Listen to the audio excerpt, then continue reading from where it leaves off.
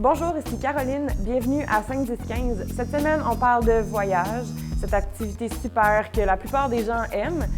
Les voyages prennent toujours une autre dimension, si on peut dire, avec les enfants. C'est 4 fois plus de préparation. Il faut réfléchir à notre itinéraire la plupart du temps. Et si on décide de faire ça freestyle, ça peut comprendre quelques risques. Chez nous, dernièrement, on a décidé d'aller à New York. C'était le cadeau de Noël de ma fille.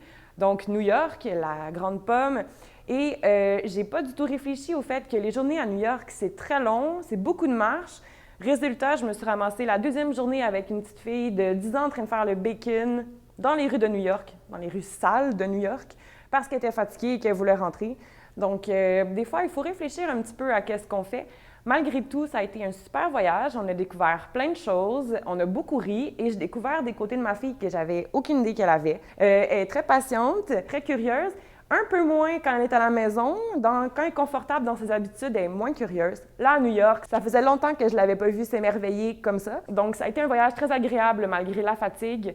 On a eu beaucoup de fou rire et on a ramené plein de super souvenirs à la maison pour les prochaines années. Les libraires vont vous présenter des livres sur le thème, donc comme toujours en fonction des tranches d'âge, 0 à 5 ans. 5 ans à 10 ans et 10 ans à 15 ans. N'hésitez pas à nous écrire si vous avez des commentaires, des suggestions, des idées de thèmes qu'on pourrait aborder.